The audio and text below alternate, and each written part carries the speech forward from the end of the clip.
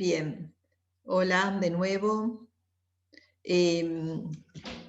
Sí, yo les voy a dejar, cuesta comprender, ¿no? A veces el nivel de, digamos, de engaño, por decirlo de alguna manera, al que pueden llegar las políticas, ¿no? Y el nivel de destrucción de los pueblos, de sus esperanzas, de sus niños, de su futuro, ¿no? Porque obviamente las consecuencias de este neoliberalismo y de la implementación de estas políticas las estamos viendo de una forma feroz, no solamente en nuestro país, sino en el mundo, ¿no? Estas cuestiones pasan en el mundo. Así que, bueno, por eso es importante meternos con estos temas, ¿no? Porque cuando nos ponemos la lente, digamos, de empezarlo a mirar en forma compleja, lo que va pasando y en una forma crítica, nos vamos dando cuenta, vamos advirtiendo que el nivel de, digamos, de engaño que circula, ¿no? Con respecto a veces a estos paquetes que nos venden, prometiendo futuros venturosos y lo único que se logra es más pobreza, ¿no? Más desigualdad. Bueno, voy de nuevo al cuadro. Y bueno, esto es lo que a mí me gustaría que lo pensemos, bueno, algo ya lo estuvimos hablando, que es la influencia de los organismos, porque en este momento, en el menemismo, en los 90, vienen las reformas que se llamaron de primera generación, y lo van a ver muy bien explicado en este texto que vamos a publicar, que vamos a subir al aula virtual, que es el de, que hoy les decía, de Bior y Ceruti, que va a hablar de los dos momentos de las recomendaciones de los organismos internacionales. Acuérdense que hay dos tipos de organismos. Uno son los de crédito, los que van a darnos créditos para desarrollar políticas educativas, que son el Banco Mundial y el Banco Interamericano. Y luego hay organismos que van a dar asesoramiento técnico, recomendaciones técnicas, digamos. En este sentido serían recomendaciones educativas, ¿no? de prácticas educativas. Estos tipos de organismos son los que nos dieron las recomendaciones, fueron dando las recomendaciones a los países de Latinoamérica, entre ellos nosotros, y que Menem compra estas recomendaciones. Y bueno, como decíamos antes, que van a usar la teoría del capital humano como para argumentar y justificar las recomendaciones que dan. Esa teoría, recordemos que, bueno, surge en los 50, pero aparece una reversión en los años 80-90, ¿sí? Y desde esa reversión de la teoría es la que ellos van a argumentar. Si uno lee los documentos de las recomendaciones, aparecen estos términos de la teoría del capital humano. Entonces, entre otras cosas, que dicen que hay que disminuir la inversión estatal, que el Estado gasta mucho dinero, que el Estado es muy pesado, que hay que privatizar, que hay que permitir la competencia del mercado, que hay que abrir los mercados, que hay que focalizar las políticas públicas a los sectores más vulnerables, fomentar la educación privada, que hay que cobrar matrículas a los servicios educativos para recuperar fondos y después esos fondos se reinvierten y eso va a mejorar la educación. Bueno, es como un relato argumental para poder justificar justamente estas reformas que lo que van a traer son negocios para ellos y desgracias para nosotros, por decirlo de alguna manera. Bueno, también se meten con la capacitación docente. ¿Qué dicen ellos? Que la culpa de la mala calidad educativa de los países latinoamericanos es la mala formación docente.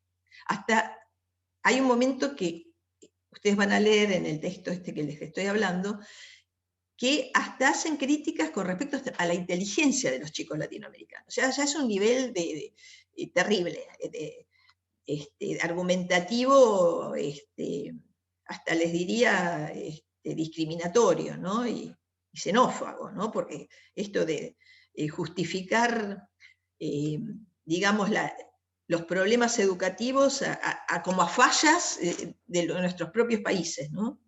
Y no a su responsabilidad de políticas que nos llevaron al desastre. Bueno, ellos hablan en la primera formulación, en las primeras recomendaciones, de que que los fondos hay que ponerlos en la educación primaria, porque ahí están los chicos más vulnerables, quizás y que hay que atender la educación primaria, y que no hay que dar tantos fondos a la educación universitaria o terciaria, porque ahí van los sectores, digamos, con mayor capacidad económica. Entonces ellos van jugando argumentativamente para justificar estas cuestiones. Y que avance, y al mismo tiempo avanzar en la creación de universidades privadas y escuelas privadas. Bueno, al mismo tiempo se va dando esto. ¿Qué pasó? Después de unos años de implementación de estas recomendaciones, ¿qué es lo que se empieza a ver? Que es un desastre. Cada vez hay más deserción, cada vez hay peor calidad educativa, repitencia, las desigualdades educativas se van acrecentando. O sea que los efectos de estas recomendaciones fueron desastrosos. Obviamente hubo críticas de los sectores docentes, de los gremios, y lo que van a pensar como estrategia es volver a dar otras recomendaciones, lo que le vamos a llamar la segunda generación de recomendaciones, que alrededor de los 2000 vuelven a dar otras recomendaciones como para ajustar. Ellos nunca se hacen cargo de los problemas. Ellos dicen que, bueno, lo atribuyen a que hay que seguir formando a los docentes, porque los docentes no están capacitados, van a atribuirle algunos problemas a los chicos, como les decía recién, a nuestras características latinoamericanas, y dan nuevas recomendaciones, que en general son más o menos las mismas que en la primera generación, pero introducen algunas novedades. Entonces dicen que es necesario extender la educación secundaria, por eso la ley federal extiende unos años la escolaridad en la primaria. Y en otros países directamente hicieron reformas mucho más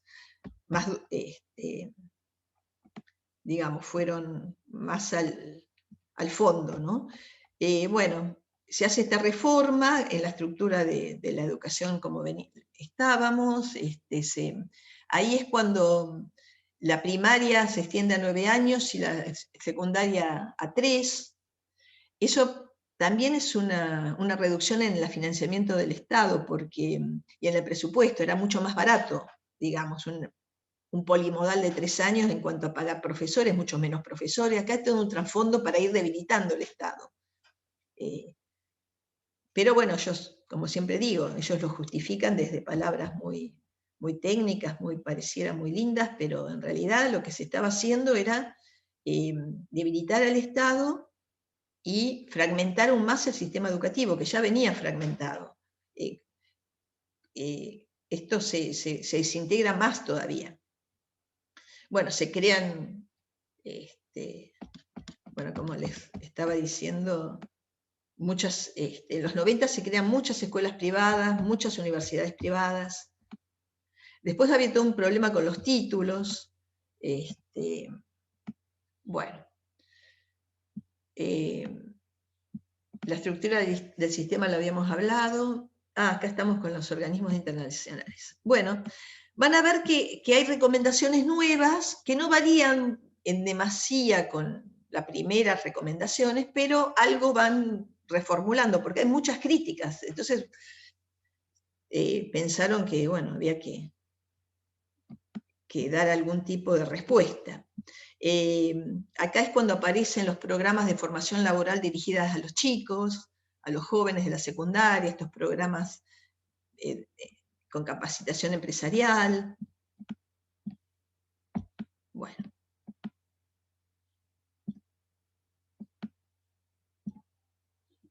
Bien. Y hay un nuevo glosario pedagógico durante los años menemistas que aparece en la currícula: flexibilidad, eficiencia, equidad, política focalizada, desregulación, privatización, bueno, todas estas cuestiones que veníamos hablando. Y los efectos que produjo esto: el avance de la educación privada, circuitos diferenciados de educación, más fragmentación educativa, más desarticulación educativa, bueno, baja calidad de los aprendizajes y un verdadero desastre social y educativo. Esto es a grandes rasgos los efectos que deja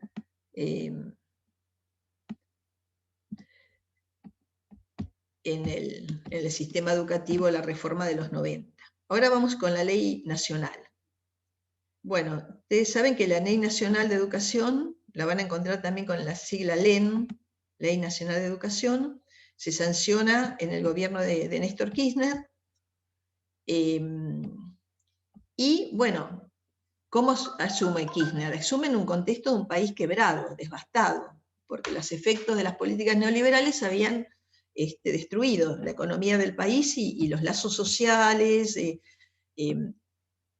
bueno, pobreza, hambre, bueno, un aparato del Estado destruido, pues se había desfinanciado la educación, se había desfinanciado la justicia, se había desfinanciado la salud, los hospitales públicos. Si estuviéramos en el área de salud, podríamos hacer una lectura parecida a esto, a lo que pasó en la educación, con respecto al desfinanciamiento de la salud. Tenía una gran tarea por delante el gobierno kirchnerista, porque tenía que hacerse cargo de toda esta implosión del sistema educativo. Bueno, durante el gobierno kirchnerista se sancionaron nuevas leyes, porque había que tener instrumentos para operar también, nuevamente.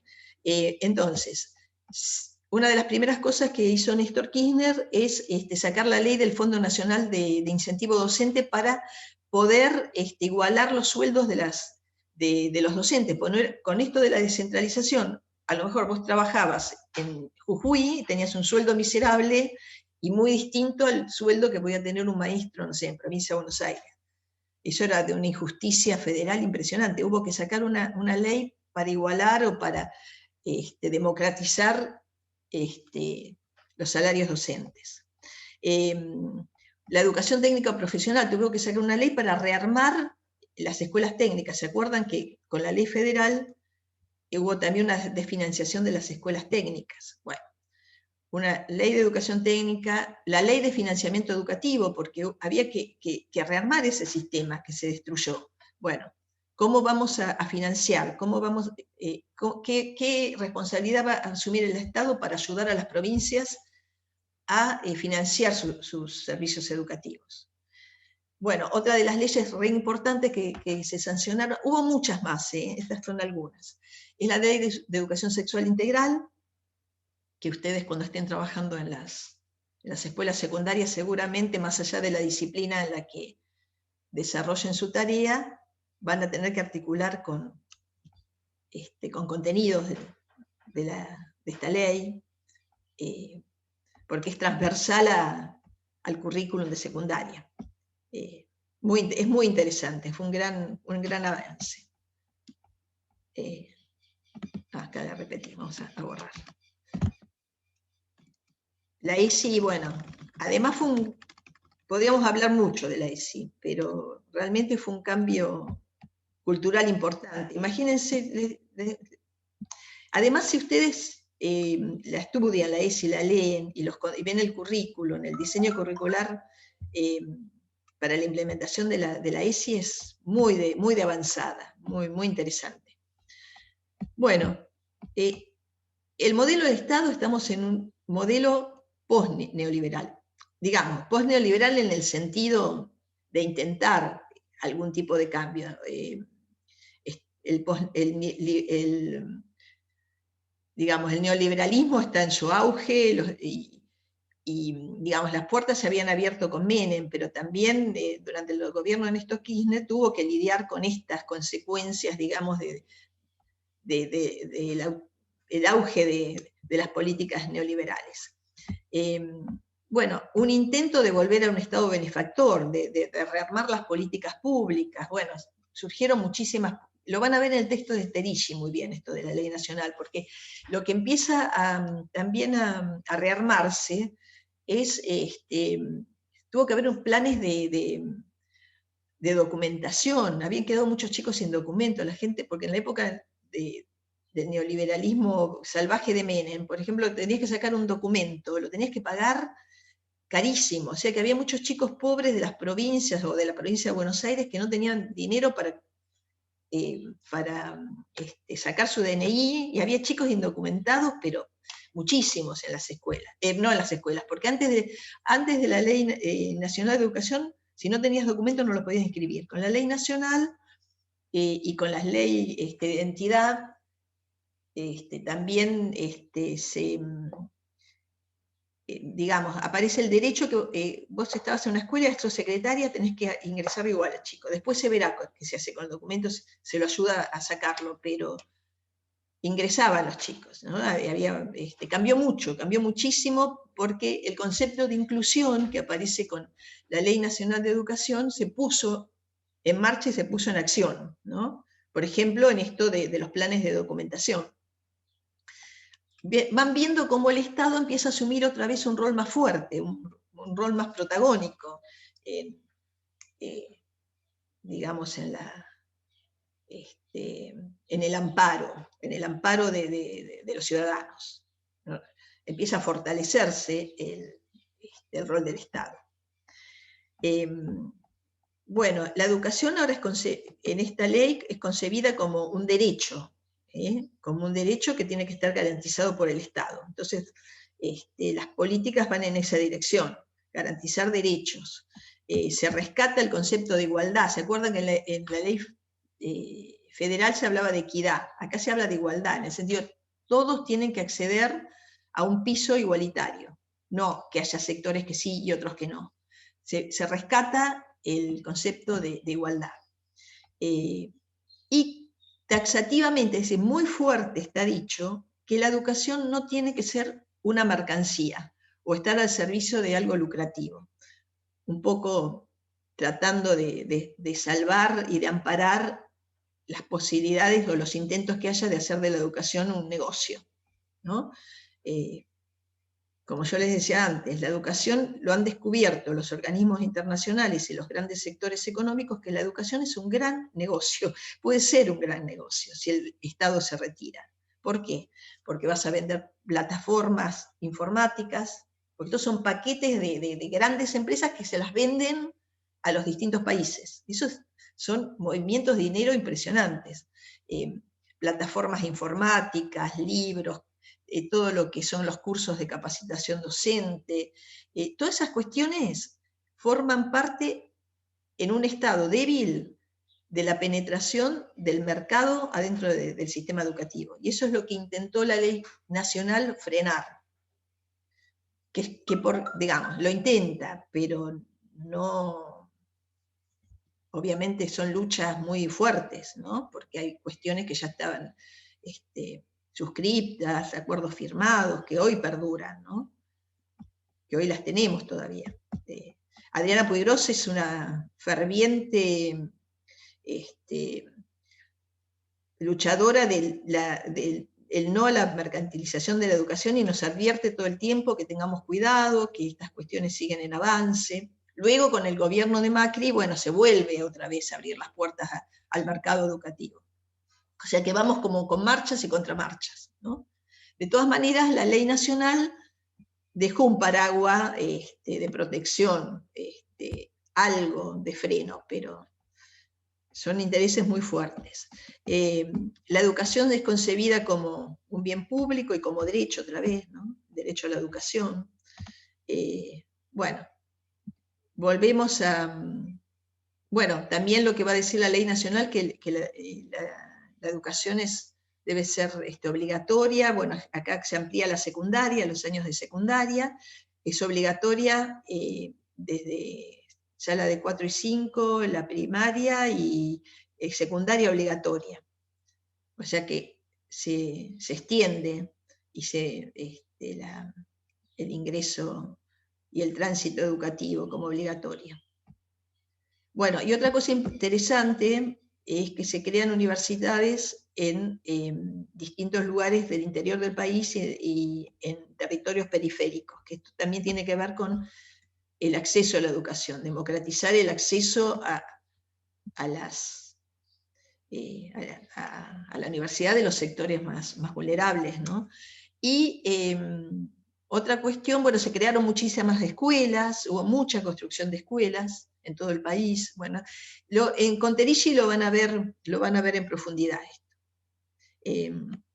Bueno, también la gestión queda igual, gestión pública o privada, y el Estado haciéndose cargo, pero ahora estamos hablando de un Estado más fuerte, ¿no? Bueno, y otra cosa importante es el financiamiento, porque, bueno, a diferencia de la ley federal, que el financiamiento era reducido, acá el financiamiento se aumenta, y además el gobierno nacional asume el compromiso de ayudar a las provincias a financiar.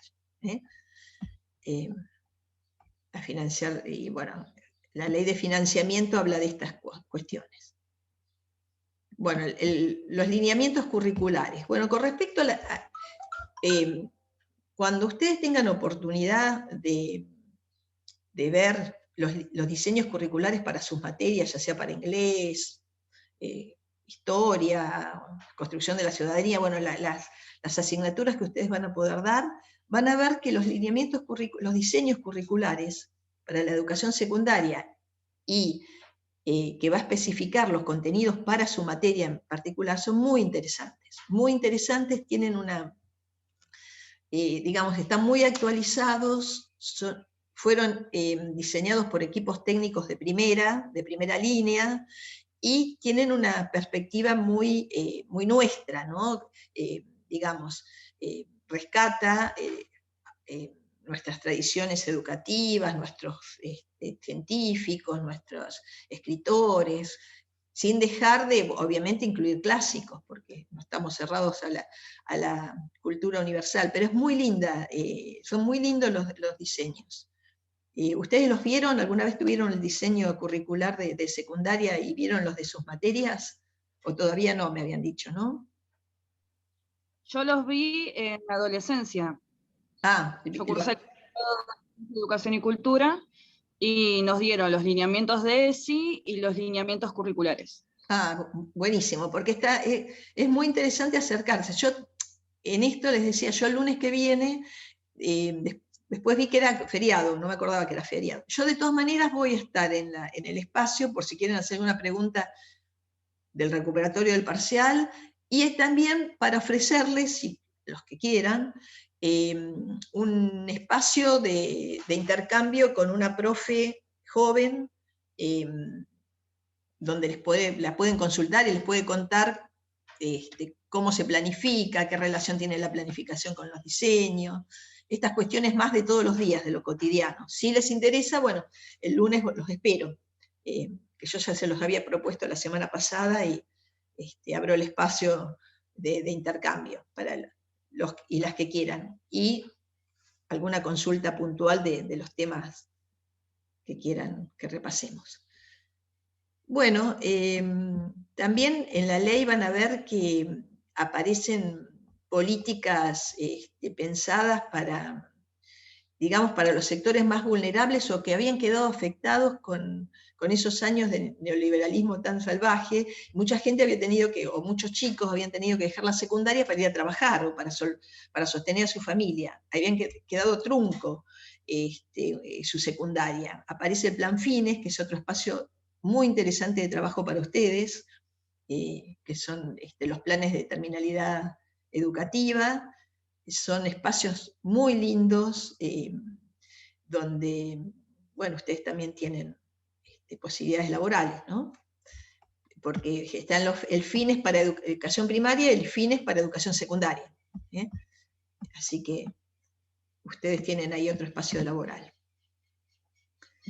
Bueno, y con respecto a los la influencia de los organismos internacionales no es que dejaron de actuar en el gobierno kirchnerista. Los acuerdos estaban firmados, había muchos de ellos vigentes, lo que sí se intentó por un freno.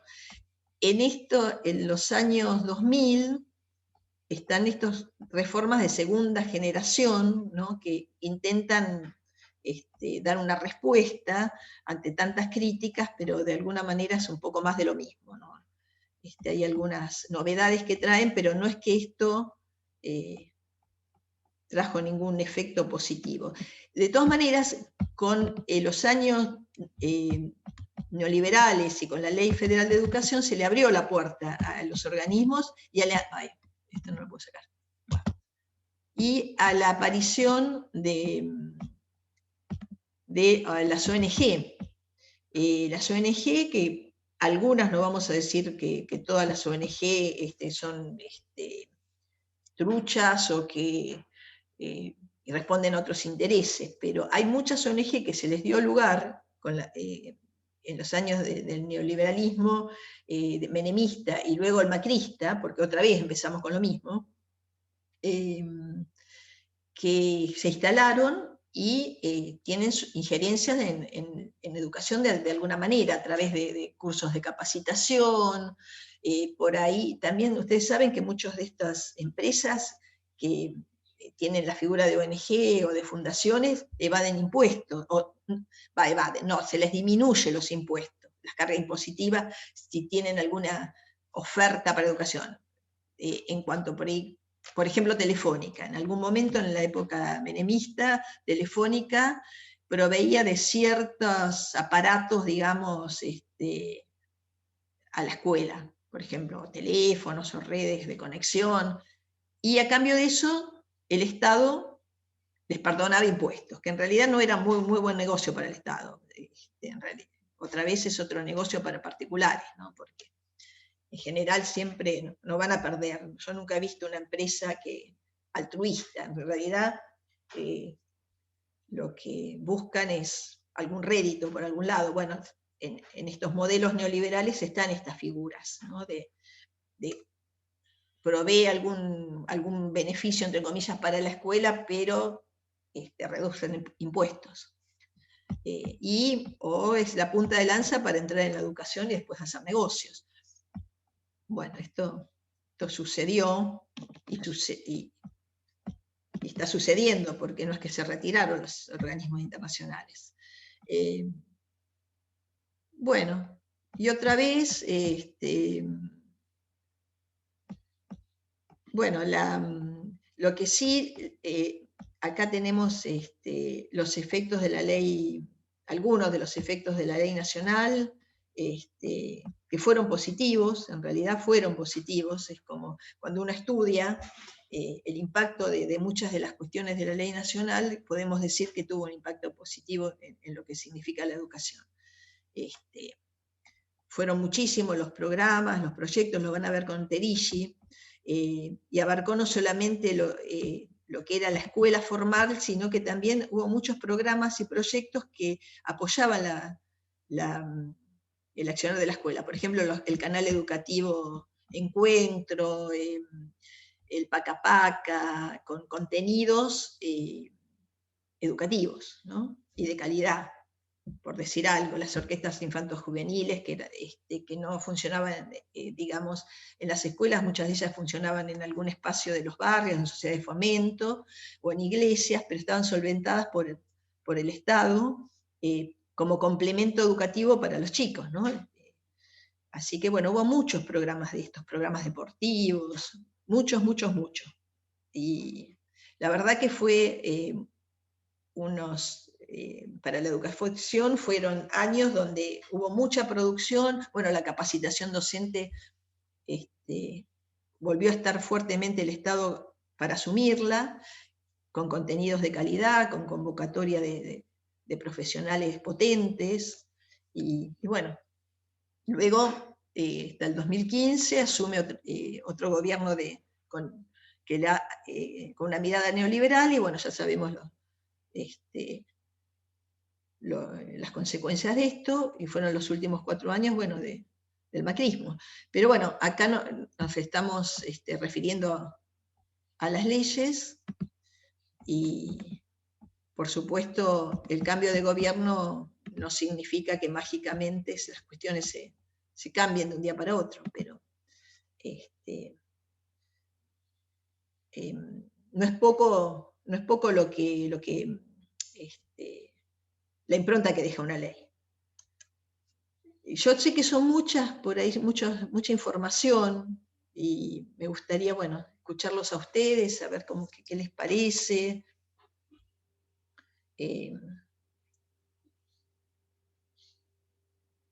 ¿Cómo ven esto? Si pueden hacer un paralelo entre lo que fuimos viendo de la teoría del capital humano y cómo se ven las leyes de alguna manera, y cómo impregna a las leyes, y cómo se va metiendo en la educación el neoliberalismo también, a través de estas dos leyes que representan dos modelos muy diferentes. El Estado fuerte o un Estado débil, ¿no? Para resumirlo muy sintéticamente, ¿no? Por decir qué pasa con las políticas neoliberales y el rol del Estado, que creo que eso es muy importante tenerlo claro.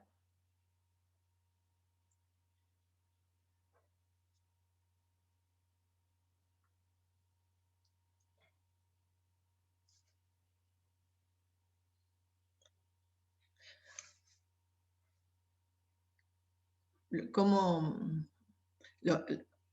lo pueden ir integrando esto de la teoría del capital humano, y cómo es tomado como argumento como punta de lanza para justificar las recomendaciones de los organismos?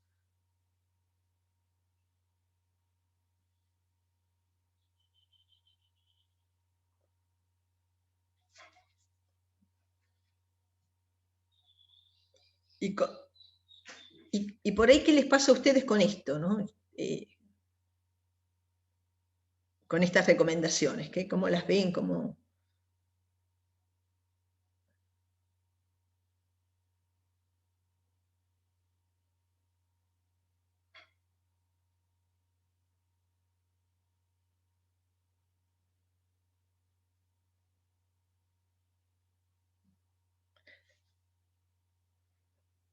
Porque por ahí lo que más nos suena de los organismos es el FMI, ¿no es cierto? El que más nos ha sonado siempre, el FMI como un organismo de crédito, pero cómo se va metiendo esto en la educación, ¿no?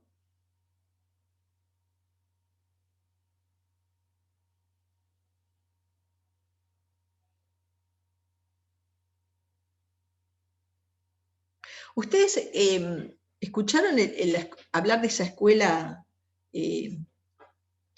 digamos, con un cariz ecológico, que creo que está cerca de Mar Chiquita, que fue tan nombrada y salió por todos los medios, que acá cerca, digamos, cerca de Mar del Plata, Mar Chiquita, la escuela ecológica? Sí. Sabri, vos la escuchaste nombrar, ¿no? Porque Yo creo que sí, sí. No, yo iba a decir algo con respecto a la ESI. Sí. Que sí estaba en el currículum cuando estaba Néstor como presidente, pero ¿cómo costó implementarlo en las escuelas? La verdad que yo terminé el secundario sin haber tenido una buena ESI y estaba en el currículum. Sí. Y nada, justamente eso comparando, ¿no? con el gobierno de Menem y viendo justamente eso de los sectores, viste, que quedan aparte de las recomendaciones, y después se vio cuando se quiso reparar eso, digamos. Que puede ser una consecuencia de eso también, o puede ser simplemente que la escuela decidió no implementarla del todo o explicarla de una manera diferente. Y nada, me quedé pensando en eso. No, está muy bueno lo que decís, Sabrina, Perdón, no, habla. Sí, a ver, decí. No, perdón, te interrumpí, seguí. Digo nada más que esto, qué importante lo que señala Sabrina, porque esto, digamos, la educación, los cambios en la educación son muy lentos, cuestan mucho, porque digamos, el sistema está habitado por personas que traemos cada uno nuestras tradiciones, nuestros pensamientos, y a veces los mismos docentes son los que no los ponían en juego, digamos, porque tenían miedo de meterse con temas que no manejaban, o porque tenían miedo que si los padres les iban a hacer alguna cuestión.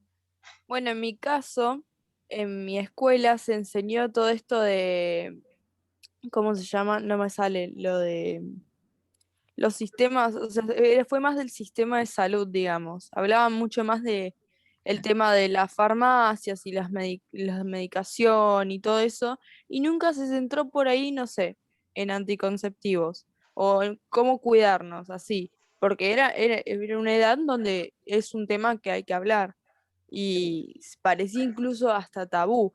Y por ahí yo lo vi más con mi hermana, que eso se empezó a hablar mucho más y ella se egresó el año pasado.